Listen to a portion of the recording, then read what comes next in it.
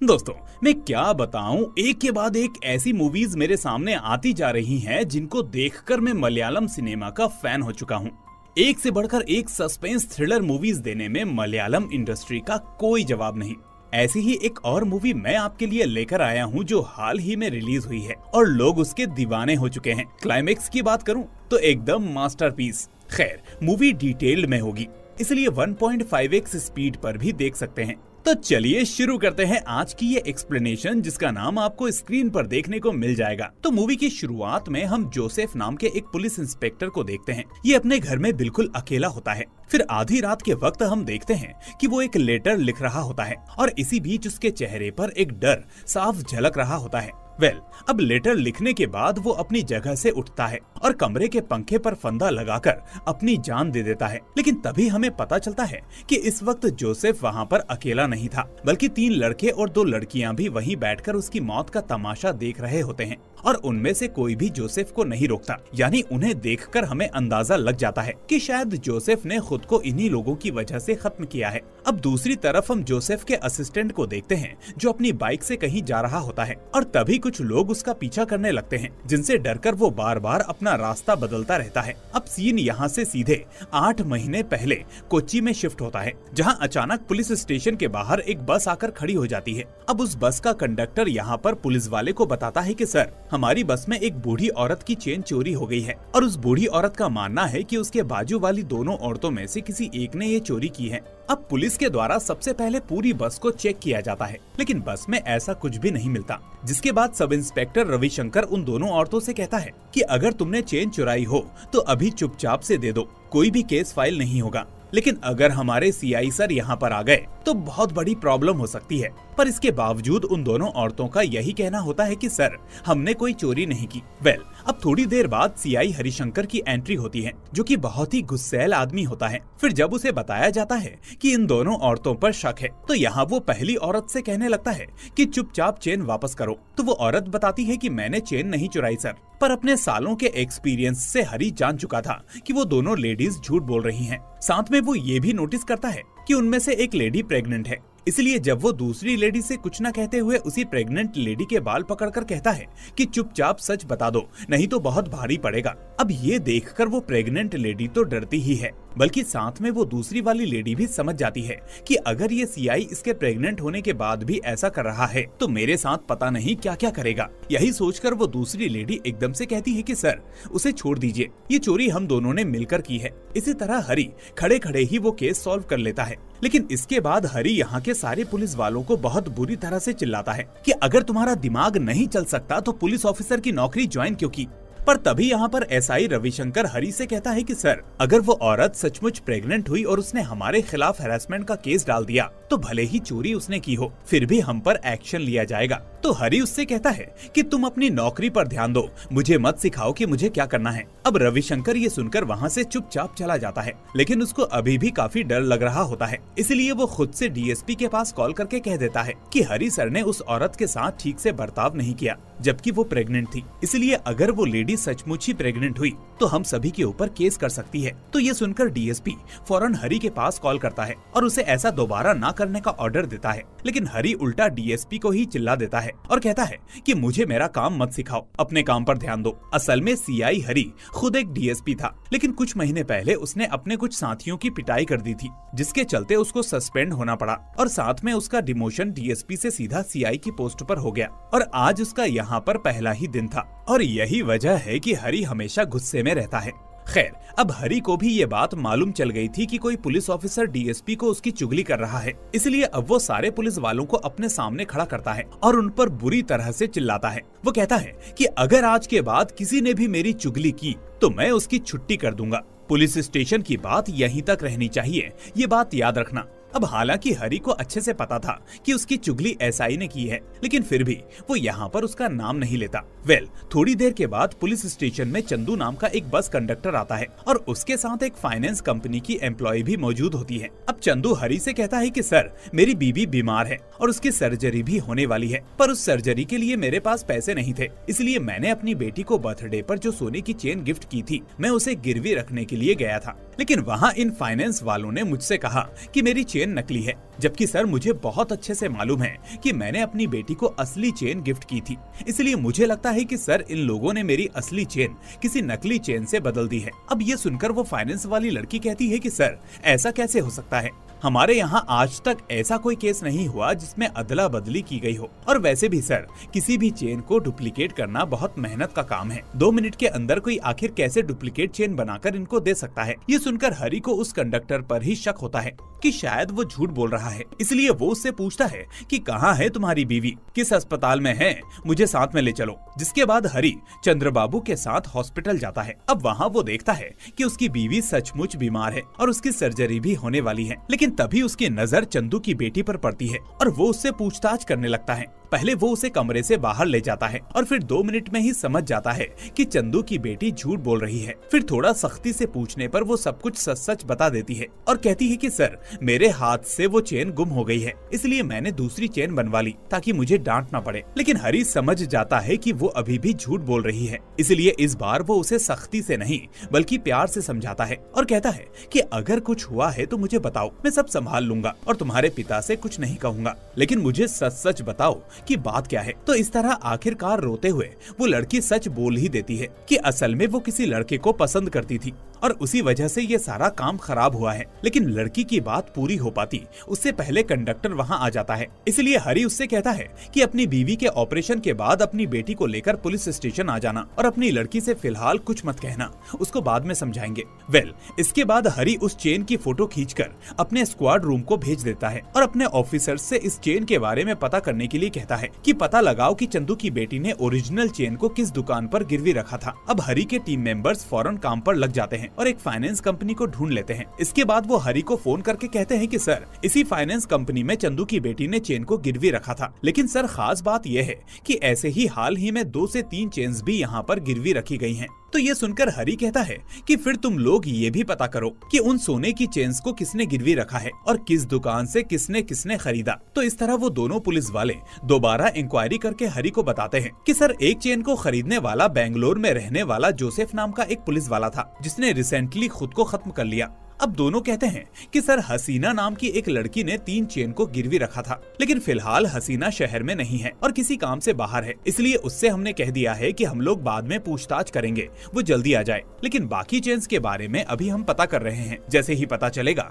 हम आपको बताएंगे। तो इसके बाद हरी उनसे वो जोसेफ वाली चेन को लेता है और उसे फौरन लेकर जोसेफ के घर पहुँच जाता है। यहाँ वो जोसेफ की वाइफ से वो चेन दिखाकर पूछता है कि क्या इस चेन को आपके पति ने खरीदा था। तो जोसेफ की बीवी कहती है कि हाँ सर, इस चेन को मेरे पति ने ही खरीदा था, वो भी मेरी बेटी को गिफ्ट देने के लिए, लेकिन एक दिन किसी ने मेरी बेटी के गले में से वो चेन चुरा ली। ये सुनकर हरी कहता है कि आपकी बेटी कहाँ है, क्या वो बता पाएगी कि चोरी करने वाला कैसा था, उसका हुलिया क्या था। तो इस तरह जोसेफ की बीवी अपनी बेटी को बुलाकर हरी को सब बताने को कहती है। अब जोसेफ की बेटी कहती है कि सर जब मैं रास्ते से जा रही थी तो कोई अनजान बंदा मेरे गले में से चेन छीनकर भाग गया और उसके बाद मैंने और पिताजी ने कंप्लेंट भी दर्ज की थी। लेकिन हरी उस लड़की के शब्दों को सुनकर ये समझ जाता है कि वो असल में पक्का झूठ बोल रही है, लेकिन फिर भी उसकी माँ के सामने वो उसे कुछ नहीं कहता और चुपचाप वहाँ से चला जाता है। अब दूसरी तरफ हरी के वो 2 टीम मेंबर्स अगली चेन के बारे में इंक्वायरी करते हैं और तभी इन दोनों को एक बहुत ही शॉकिंग बात पता चलती है,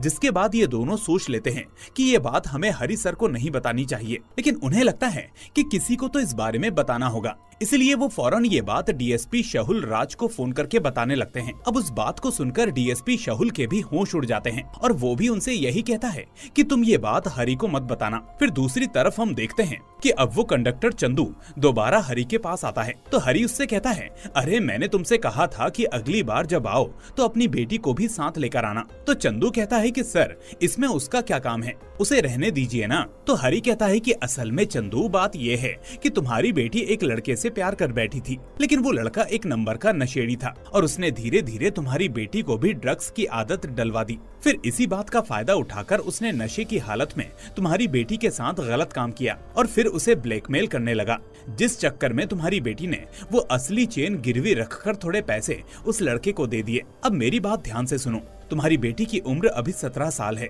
इसलिए अगर तुम अपनी बेटी को यहाँ पर लाओगे तो मैं उस लड़के के खिलाफ कंप्लेंट दर्ज करूंगा और उसे सजा दिलवाऊंगा। अब ये सब सुनकर चंदू के होश उड़ जाते हैं और वो कहता है कि नहीं सर, मेरी बेटी हरगिज ऐसा नहीं कर सकती। तो हरी उसे समझाता है है कि देखो चंदू, ऐसी चीजें बच्चे घर पर नहीं बताते, तुम अपनी बेटी को साथ लेकर आ जाओ, हम उससे बैठकर बात करेंगे। खैर, इसके बाद शाहुल हरी को अपने पास बुलाकर कहता है कि तुम उस चेन के केस को यहीं पर ड्रॉप कर दो, ये केस अब दूसरी टीम लीड करेगी। लेकिन हरी इसके लिए नहीं मानता और उससे कहता है कि नहीं, मैं इस केस को नहीं छोड़ूंगा। ऐसा हरी इसीलिए कहता है क्योंकि उसको ऑलरेडी पता चल चुका था कि उसके टीम मेंबर्स ने कुछ इन्फॉर्मेशंस अभी भी उसको नहीं दी है, जबकि वो इन्फॉर्मेशन उन्होंने शाहुल के साथ शेयर कर दी है। लेकिन अभी तक हमें ये पता नहीं चलता कि आखिर वो इन्फॉर्मेशन क्या थी जो वो दोनों टीम मेंबर्स और शाहुल हरी से छुपा रहे थे। खैर, इसके बाद हमें हरी की बीवी गीता को दिखाया जाता है और इन दोनों की एक छोटी बच्ची भी होती है। अब हरी के अपने घर वापस आने से पहले शाहुल ने गीता को फोन करके उसी चेन के केस के बारे में डिस्कस किया होता है कि तुम तो अपने पति को समझाओ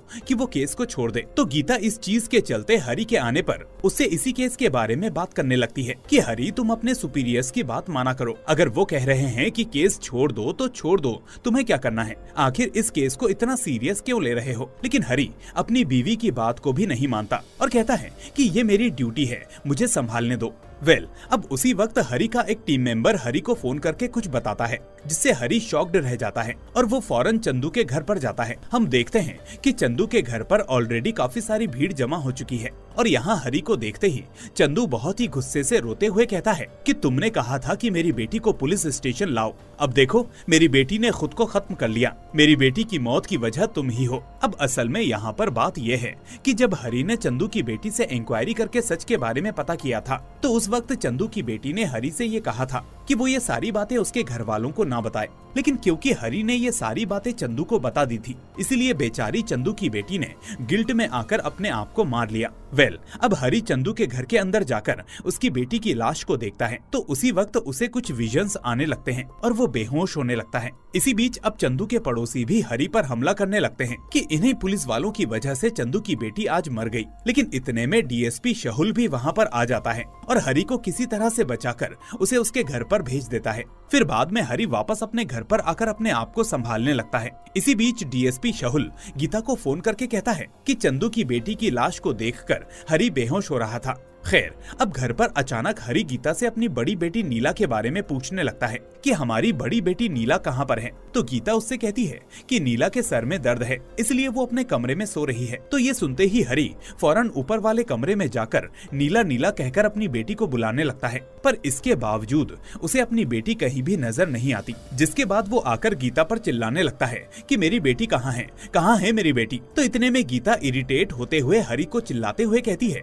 कि हमारी बेटी कहाँ पर है ये तुम मुझसे पूछ रहे हो, तुम्ही ने हमारी बेटी को मार दिया, हाँ वो तुम्हारी वजह से मर गई। अब सीन यहाँ से सीधा फ्लैशबैक में जाता है, जहाँ हमें हरी की बड़ी बेटी नीला को दिखाया जाता है और हम देख पाते हैं कि हरी अपनी बेटी से बहुत प्यार करता है। अब इसी बीच एक दिन हरी और उसके टीम मेंबर्स श्याम नाम के बंदे को बहुत ही मुश्किल से ढूंढकर उसे गिरफ्तार कर लेते हैं। असल में श्याम ने थॉमस नाम के एक पुलिस वाले की बेटी को ट्रैप करके उसकी वल्गर वीडियो बनाई थी और फिर वो उसे ब्लैकमेल करने में लगा था, जिसके चलते गिल्ट में आकर थॉमस की बेटी ने अपने आप को मार लिया। तो इसी तरह जब हरी श्याम को पकड़कर पुलिस स्टेशन लाता है तो थॉमस भी पुलिस स्टेशन आकर श्याम को बहुत मारता है। अब पुलिस वालों को श्याम के पास से उसका एक लैपटॉप भी मिलता है और जब हरी श्याम के लैपटॉप को चेक करने लगता है तो उसमें उसे काफी सारी वीडियोस मिलते हैं। लेकिन तभी उसे शॉकिंगली उस लैपटॉप में अपनी बेटी नीला का भी वीडियो मिलता है, जिसे देखकर उसके पैरों तले जमीन खिसक जाती है। यानी नीला किसी लड़के से प्यार करती है और उस लड़के ने नीला को भी ड्रग एडिक्ट बनाकर उसकी वीडियो बना ली थी। अब ये देखकर हरी को बहुत ही गुस्सा आता है और वो फौरन श्याम के पास जाकर उसे पीट कर जान से मार देता है। अब ये देखकर सारे पुलिस वाले शॉक में रह जाते हैं और डरने भी लगते हैं, क्योंकि पुलिस की कस्टडी में श्याम मारा गया था, जिसमें वो भी फंस सकते थे। दोस्तों, इसी बीच मैं आपको बता दूं कि इस वक्त असल में हरी डीएसपी होता है, जबकि शाहुल हरी का दोस्त और उसका जूनियर होता है। खैर, इस हादसे से हरी बुरी तरह से शॉक में होता है, इसलिए थोड़ी देर बाद शाहुल सीधे गीता को फोन करके उसे नीला के बारे में सारी बातें बता देता है। जिसके बाद गीता अपनी बेटी नीला से बहुत ही प्यार से पूछती है कि उसके साथ क्या हुआ था। तो अब नीला उसे सब कुछ सच सच बता देती है और कहती है कि हाँ माँ, मैं एक लड़के से प्यार करने लगी थी, लेकिन उस लड़के ने मुझे धोखा दे दिया और फिर मुझे ब्लैकमेल करने लगा। पर मेरी हिम्मत नहीं हुई कि मैं आप लोगों को इसके बारे में बता पाऊं, क्योंकि मुझे पापा का डर था कि वो मेरे बारे में क्या सोचेंगे और मैं उनसे आंखें कैसे मिला पाऊंगी। ये सुनकर गीता अपनी बेटी को समझाती है कि रो मत बेटा, तुम छोटी बच्ची हो इसलिए तुम उसकी बातों में आ गई, पर अब फिक्र मत करो, सब ठीक हो जाएगा। लेकिन उसी वक्त हरी गुस्से में वापस अपने घर पर अपनी बेटी से इसके बारे में पूछने के लिए आता है, जबकि गीता उसको रोकने लगती है कि मैंने नीला से सब बातें कर ली है, पर अभी वो थोड़ा डिप्रेशन में है, इसलिए उसे थोड़ा स्पेस दो, उसने कोई गलती नहीं की, उससे एक छोटी सी भूल हो गई। लेकिन फिर भी हरी गुस्से में गीता को साइड में हटाकर दरवाजा ओपन करने की कोशिश करता है और फाइनली जब वो दरवाजा तोड़कर अंदर जाता है तो देखता है कि ऑलरेडी नीला अपने आप को मार चुकी होती है। और ये देखकर उसी वक्त हरी को एक बहुत बड़ा सदमा लगता है और वो बेहोश हो जाता है। अब हालांकि उस शाम वाले केस में थॉमस उसकी मौत का इल्जाम अपने ऊपर ले लेता है, क्योंकि एक तरह से हरी ने उसकी बेटी की मौत का बदला श्याम से ले लिया था। पर सदमे की वजह से अब हरी सब कुछ भूल जाता है, उसे बस ये याद होता है कि वो किसी को मार रहा था। तो डिपार्टमेंट वाले अब डॉक्टर के कहने पर उसे सिर्फ यही बताते हैं कि तुमने अपने सीनियर ऑफिसर को गुस्से में मारा था, जिस वजह से तुम्हारा डिमोशन किया जा रहा है। और इस तरह से हरी को डीएसपी से सीआई बना दिया जाता है। लेकिन अब प्रेजेंट में हमें पता चलता है कि चंदू की बेटी को मरा हुआ देखकर हरी को अपनी बेटी नीला के साथ हुआ सब कुछ याद आ जाता है और यही वजह थी कि वो उसे देखकर बेहोश हो गया था। अब प्रेजेंट डे पर वो कंडक्टर चंदू मीडिया वालों के सामने आकर हरी के बारे में बताता है कि हरी की वजह से मेरी बेटी की जान चली गई। वहीं दूसरी तरफ शहुल को पता चलता है कि हरी की तबीयत ठीक नहीं है, इसलिए वो फौरन डॉक्टर के पास हरी के बारे में बात करने के लिए जाता है। अब डॉक्टर उससे कहती है कि हरी के दिमाग में अभी भी वो ट्रॉमा मौजूद है और उसको ठीक होने में अभी काफी समय लगेगा। फिर यहाँ हमें पता चलता है कि असल में इनडायरेक्टली डीएसपी शहुल हरी की ही मदद करता रहता है। खैर, अब थोड़ी देर बाद हरी और उसकी बीवी गीता किसी रेस्टोरेंट में मुलाकात करते हैं, जहां गीता हरी से कहती है कि मैं ऑलरेडी तुम्हारी वजह से एक बेटी को खो चुकी हूं, पर अब दोबारा एक और बेटी को खोना नहीं चाहती, इसलिए अब मैं तुम्हारे साथ नहीं रह सकती। तुम दिन पर दिन बहुत ही एरोगेंट बनते जा रहे हो। ये सुनकर हरी मायूस हो जाता है और उससे रिक्वेस्ट करता है कि वो मेरी भी तो बेटी है, मैंने भी तो अपनी बड़ी बेटी को खोया है और अगर तुम इसे ले गई तो मैं भी कैसे रह पाऊंगा। पर गीता उसकी एक नहीं मानती और वहाँ से चली जाती है। बेचारा हरी यही सोचने लगता है कि पता नहीं भगवान ने मेरी किस्मत में क्या लिखा है। इसी बीच शहुल और उसकी वाइफ भी गीता को बहुत समझाते हैं कि वो हरी को छोड़कर ना जाए, लेकिन गीता उसकी बात भी नहीं मानती और उसके बाद हरी से अलग अपने पिता के घर पर रहने लगती है। खैर, इसके बाद हरी ऑफिसर थॉमस से मिलने के लिए उसके घर पर जाता है, क्योंकि थॉमस कल ही जेल से बरी किया गया था। अब हरी को यहाँ देखकर थॉमस की बीवी उस पर बहुत गुस्सा करती है, क्योंकि उसे ये बात पसंद नहीं आई थी कि शाम को मारा हरी ने, लेकिन जेल थॉमस को जाना पड़ा। पर यहाँ थॉमस उसे समझाता है कि सिर्फ हरी सर की वजह से उस लड़के को सजा मिली, वरना वो लड़का पैसों के बल पर छूट जाता और हमारी बेटी को इंसाफ नहीं मिलता। अब मेरा क्या था, मैं तो रिटायर होने वाला था, पर हरी सर के सामने पूरी जिंदगी थी, इसलिए मैंने खुद जेल जाने का फैसला लिया था, जबकि हरी सर को तो ये बात बाद में पता चली थी। इसके बाद हम देखते हैं कि उसी रात 5 बंदे थॉमस के घर पर आते हैं, जिसमें शामिल होते हैं क्रिस्टी, एना, सत्या, सिलिन और लेंस। अब ये पांचों थॉमस से कहते हैं कि अंकल, हम आपकी बेटी अलीसा के क्लासमेट्स हैं। हमें पता चला कि अलीसा अब इस दुनिया में नहीं रही, पर हम लोग उस वक्त उसके फ्यूनरल पर नहीं आ पाए, इसलिए आज हमने सोचा कि एक साथ आपसे मिल चलें। ये सुनकर थॉमस की बीवी उनको घर के अंदर बुला लेती है। इसी बीच लड़कियां थॉमस की बीवी के साथ किचन में जाकर शिकंजी बनाकर लाती हैं, जिसे सभी बैठकर पीते हैं और बातें करने लगते हैं। लेकिन थोड़ी देर में ही उनकी बातों से थॉमस समझ जाता है कि वो लोग असल में अलीसा के फ्रेंड्स नहीं हैं, बल्कि वो कोई और हैं। लेकिन फिर भी वो चुप रहता है और उनके जाने का वेट करता है। पर तभी अचानक थॉमस और उसकी बीवी की तबीयत बिगड़ने लगती है, जिसके बाद वो सभी अपने आईडीज डिस्क्लोज करते हैं। फिर यहाँ हमें पता चलता है कि वो लोग असल में उसी श्याम नाम के लड़के के फ्रेंड्स हैं, जिसको हरी ने मारा था। पर इन लोगों को ये पता था कि थॉमस श्याम को मारने के जुर्म में जेल होकर आया है, इसलिए ये लोग अपने दोस्त का बदला लेने थॉमस को मारने आए थे, जिसके चलते इन लोगों ने थॉमस और उसकी बीवी की शिकंजी में जहर मिला दिया था।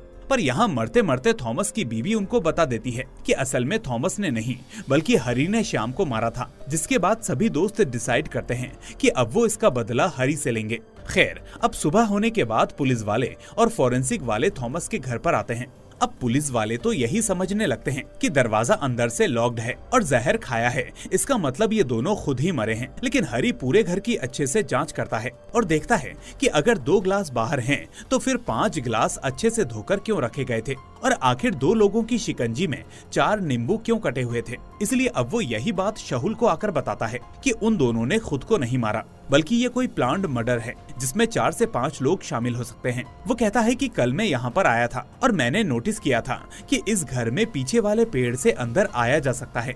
इसके बाद अब हरी उस चेन वाली केस को थोड़ा सीरियसली लेने लगता है, क्योंकि चंदू की बेटी के साथ भी वही हुआ था जो इसकी बेटी के साथ हुआ था। इसलिए उसको लगता है कि शायद उसकी बेटी का ताल्लुक भी इसी केस से हो सकता है, क्योंकि श्याम तो मर चुका है, तो इसका मतलब कोई दूसरा बंदा है जो इन लड़कियों को फंसाकर उनको ब्लैकमेल कर रहा है। पर वो भी इसी बात को कंफर्म करना चाहता था। इसलिए अब वो अपनी बेटी नीला के फ्रेंड्स से मुलाकात करके श्याम की फोटो दिखाकर पूछने लगता है कि क्या मेरी बेटी का इसी लड़के के साथ रिलेशन था। तो नीला के फ्रेंड्स कहते हैं कि नहीं सर, ये बंदा नीला का बॉयफ्रेंड नहीं है। ये सुनते ही हरी समझ जाता है कि जो वो सोच रहा था वो बात सही थी, यानी श्याम के साथ साथ और भी कोई है जो इस काम को कर रहा है। इसी तरह से अब हरी इस केस को अलग एंगल से इन्वेस्टिगेट करने लगता है और तभी उसे उस पुलिस वाले जोसेफ की याद आती है जिसकी बेटी को उसने झूठ बोलते हुए देखा था। इसलिए अब वो जोसेफ की बेटी के पास जाकर यही बात कहता है कि मुझे पता है कि तुम्हारी चेन को किसी ने नहीं चुराया, इसलिए अब तुम मुझे सच बताओ कि तुम्हारे साथ क्या हुआ था। तो यहाँ जोसेफ की बेटी हरी को सच बताती है कि सर, एक लड़के ने मुझे प्यार के नाम पर धोखा दिया और फिर मुझे ब्लैकमेल करके पैसे मांगने लगा। इसी बीच फिर मैंने अपनी चेन बेच दी और घर में झूठ बोल दिया, लेकिन इसके कुछ ही दिनों बाद ही मेरे पिताजी ने खुद को मार लिया। पर प्लीज सर, आप ये बात मेरी माँ को मत बताना। इसके बाद हरी एक और लड़की के पास जाता है। दोस्तों, आपको याद होगा कि जब हरी की टीम चेन गिरवी रखने वालों के बारे में पता कर रही थी, तो उन्हें हसीना नाम की लड़की के बारे में भी पता चला था कि इसने भी चेन को गिरवी रखा था। इसलिए अब हरी हसीना के पास आकर उसे श्याम की फोटो दिखाकर पूछने लगता है कि क्या तुम इस लड़के को जानती हो। तो हसीना कहती है कि नहीं सर, लेकिन ये लड़का कौन है। तो हरी पूछता है कि ये सब छोड़ो और मुझे बताओ कि तुमने ये चेन कहाँ से खरीदी और फिर गिरवी क्यों रखी। तो हसीना बताती है कि सर, असल में वो चेन मुझे शॉपिंग मॉल में मिली थी। मैं एक शॉपिंग मॉल में काम करती हूँ और वहीं ट्रायल रूम में मुझे ये चेन मिली, लेकिन मुझे पैसे चाहिए थे तो मैंने फौरन उसको गिरवी रख दी और पैसे ले लिए। तो इस बात को चेक करने के लिए अब हरी और उसके टीम मेंबर्स उस दिन का सीसीटीवी फुटेज चेक करने लगते हैं जिस दिन इस लड़की को शॉपिंग मॉल में वो चेन मिली थी। यहाँ वो देखते हैं कि सच में एक दिन एक लड़की ट्रायल रूम में जाकर अपना पर्स भूल गई थी और उसी पर्स में ये चेन थी। लेकिन यहाँ हरी ये भी नोटिस करता है कि वो लड़की मॉल से जाने से पहले वहाँ के मैनेजर से कुछ बातें भी कर रही थी, जैसे वो उसको जानती हो। इसलिए अब हरी उस शॉपिंग मॉल में जाकर सीधे उस मैनेजर से उस लड़की के बारे में पूछने लगता है। तो मैनेजर उसे बताता है कि सर, असल में मैं उस लड़की के बारे में ज्यादा नहीं जानता, लेकिन बैंगलोर के एक पब में हम दोनों ने एक साथ डांस किया था और इसीलिए मैंने उसे इस मॉल में पहचान लिया था। पर हैरानी की बात ये थी कि वो लड़की मुझे पहचानने से इनकार कर रही थी कि उसे इस बारे में कुछ भी याद नहीं। खैर, तभी हमको एक और शॉकिंग बात पता चलती है कि वो 5 दोस्त अब हरी को फॉलो कर रहे होते हैं और इसी मौके की तलाश में होते हैं कि कैसे ये पांचों मिलकर हरी को मार सके। लेकिन इसी बीच क्रिस्टी हरी को फॉलो करना बंद कर देता है और अपने दोस्तों से कहता है कि उस हरी के बच्चे को आना के बारे में पता लग चुका है, इसलिए पहले हमें आना को बचाना होगा। उधर हरी उस मैनेजर से बैंगलोर वाले पब का एड्रेस लेकर ये डिसाइड करता है कि वो सीसीटीवी फुटेज में दिखी लड़की यानी आना को बैंगलोर में जाकर ट्रेस करके उससे पूछताछ करेगा। पर इसी बीच शाहुल उससे कहता है कि चंदू ने तुम्हारे खिलाफ शिकायत करवाई है कि तुम्हारी वजह से उसकी बेटी नहीं रही, इसलिए तुमको सीनियर्स ने बुलाया है। इसके बाद हरी अपने हायर ऑफिसर्स से डिस्कस करता है और उनसे कहता है कि असल में जो कुछ चंदू की बेटी के साथ हुआ था वैसा ही कई लड़कियों के साथ हुआ है। तो मुझे लगता है कि ये एक गैंग का काम है और अभी अभी उसे एक लड़की के बारे में पता चला है जो शायद उसी गैंग की एक मेंबर हो सकती है, लेकिन वो बैंगलोर में है, इसलिए मुझे वहाँ जाना होगा। तो सीनियर ऑफिसर्स उसकी डिटर्मिनेशन को देखकर उसे बैंगलोर के लिए भेज देते हैं। उसके बाद हरी बैंगलोर के एक पुलिस स्टेशन जाता है ताकि वो उस जोसेफ के बारे में पता कर सके जिसने अपनी बेटी के लिए चेन खरीदी लेकिन बाद में खुद को खत्म कर लिया। तो यहाँ केस को स्टडी करने के बाद हरी को ये बात पता चलती है कि शायद श्याम और उसके फ्रेंड्स ने जोसेफ की बेटी को भी ब्लैकमेल किया होगा, इसलिए पुलिस ऑफिसर जोसेफ ने खुद को खत्म कर लिया होगा। साथ ही वो एक और बात नोटिस करता है कि ये लोग सिर्फ पुलिस वालों को ही टारगेट कर रहे हैं, यानी जोसेफ, थॉमस और खुद हरी, ये सब पुलिस वाले ही तो थे। खैर, अब उसी रात हरी की एक टीम मेंबर हरी को फोन करके कहती है कि सर मैंने अभी अभी एक पब में आना को देखा है। तो हरी कहता है कि तुम उस पर नजर रखो, मैं अभी आ रहा हूँ। लेकिन इसी बीच आना उस लेडी पुलिस ऑफिसर को पहचान कर उस पर हमला करके वहाँ से भागने लगती है और फिर रास्ते में क्रिस्टी को फोन करके ये सब बताने लगती है कि वो हरी और उसकी टीम इस वक्त मुझे फॉलो कर रहे हैं। अब ये सुनते ही क्रिस्टी और उसके फ्रेंड्स आना को बचाने के लिए निकल पड़ते हैं। लेकिन थोड़ी देर बाद आना की गाड़ी हरी को नजर नहीं आती और फिर वो जब चारों तरफ चेकिंग कर रहा होता है तभी अचानक आना अपनी गाड़ी ऑन करके हरी को ठोकने की कोशिश करती है, लेकिन लकीली हरी बच जाता है। पर इसी बीच एक ट्रक आकर आना की गाड़ी को ठोक देता है, जिससे आना की वहीं पर मौत हो जाती है और फिर हरी उसकी लाश को पोस्टमार्टम के लिए भेज देता है। इधर क्रिस्टी और उसके फ्रेंड्स ये जानकर बहुत दुखी होने लगते हैं और गुस्से में ड्रग्स लेने लगते हैं। अब वो सोच लेते हैं कि इस हरी को जल्दी ही मारना पड़ेगा। फिर अगली सुबह हरी मॉर्चरी रूम में आकर वहाँ के डॉक्टर्स से कहता है कि इस आना को देखने के लिए उसके फ्रेंड्स जरूर आएंगे, इसलिए जब भी वो आए तो फौरन फोन करके मुझे बुलवा लेना। इसके बाद हरी अपने टीम मेंबर्स को भी वहाँ पर लगा देता है। लेकिन तभी क्रिस्टी और उसके फ्रेंड्स भेष बदलकर किसी तरह से आना को देखने के लिए वहाँ पर आते हैं। पर तभी वहाँ पर वो लेडी डॉक्टर आकर इन लोगों से पूछती है कि आप लोग यहाँ पर क्या कर रहे हो, कौन हो आप लोग। और इसी बीच वो उन लोगों पर शक करते हुए सीधा हरी को फोन करने लगती है। लेकिन जब तक हरी हॉस्पिटल आता तब तक वो लोग उस डॉक्टर को जख्मी कर चुके होते हैं। लेकिन हैरानी की बात ये होती है कि ये सभी फ्रेंड्स वहाँ रुककर अब हरी का वेट करने लगते हैं, क्योंकि उन्हें लगता है कि वो अब हरी का काम यहीं पर तमाम कर देंगे। लेकिन जैसे ही वो हरी से लड़ना शुरू करते हैं तो समझ जाते हैं कि वो अकेला उन सब पर भारी पड़ रहा है। इसलिए वो लोग मौका पाकर हरी को जख्मी करके वहाँ से भाग निकलते हैं। फिर थोड़ी देर बाद हरी उस लेडी डॉक्टर के पास जाता है तो वो लेडी डॉक्टर हरी से कहती है कि सर, मैं उन चारों में से 2 लड़कियों को ऑलरेडी जानती हूँ। एक का नाम है आना जो मर चुकी है और दूसरी का नाम है सिलीन। वो कहती है कि असल में उनकी ड्रग्स की लत छुड़वाने के लिए उन दोनों को जेल से वहाँ हॉस्पिटल में लाया गया था और मैं ही उनका इलाज कर रही थी। लेकिन वो दोनों नशा ना मिल पाने की वजह से दिन पर दिन बेकाबू होती जा रही थी और पागलों जैसी हरकतें कर रही थी। अब यहाँ हरी उस जोसेफ के असिस्टेंट के पास जाकर पूछता है कि मरने से पहले जोसेफ ने कौन से केस को डील किया था। असल में यहाँ पर हरी को शक था कि कहीं आना और सिलीन को अरेस्ट करने में जोसेफ तो शामिल नहीं था। इसलिए अब हरी श्याम और उन 5 की फोटो दिखाकर इनके बारे में भी पूछता है। तो जोसेफ का असिस्टेंट हरी को एक रात का इंसिडेंट बताता है, जिसके बाद सीन फ्लैशबैक में चला जाता है। यहाँ हम देखते हैं कि एक दिन एक bus conductor police inspector Joseph को फोन करके कहता है कि सर, हमारी बस में कुछ लोग ड्रग्स ले रहे हैं, आप जल्दी आइए, लोग काफी परेशान हैं। तो जोसेफ फौरन उस बस के पास पहुँच जाता है, जहाँ वो देखता है कि श्याम और उसके दोस्त ड्रग्स लिए जा रहे हैं और इसी वजह से जोसेफ अब श्याम, आना और सिलीन को हिरासत में ले लेता है। फिर इन तीनों को पुलिस स्टेशन ले जाते समय श्याम यही कहता है कि सर, आपको जितना चाहिए उतने पैसे ले लीजिए, लेकिन प्लीज हमें छोड़ दीजिए। पर तभी वो जोसेफ आना के ऊपर अपना हाथ रखते हुए कहता है कि मुझे पैसे नहीं, कुछ और चाहिए। लेकिन तभी गुस्से में आकर आना अब जोसेफ के ऊपर थूक देती है। तो जोसेफ इन लोगों को सबक सिखाने के लिए शाम को गाड़ी में ही कैद करके उन दोनों लड़कियों को जंगल में ले जाकर उनके साथ गलत काम करने लगता है और फिर उन तीनों को ड्रग्स के केस में जेल भी भेज देता है। अब प्रेजेंट में ये सब सुनकर हरी सब समझ जाता है कि असल में क्या हुआ होगा। इसलिए अब वो चंदू को फोन करके पुलिस स्टेशन बुलाता है और उन सभी का फोटो दिखाकर पूछता है कि क्या तुम इनको जानते हो। तो इसके बाद चंदू उसे उस दिन के बारे में बताता है, यानी असल में जिस कंडक्टर ने जोसेफ को फोन किया वो कोई और नहीं बल्कि चंदू था,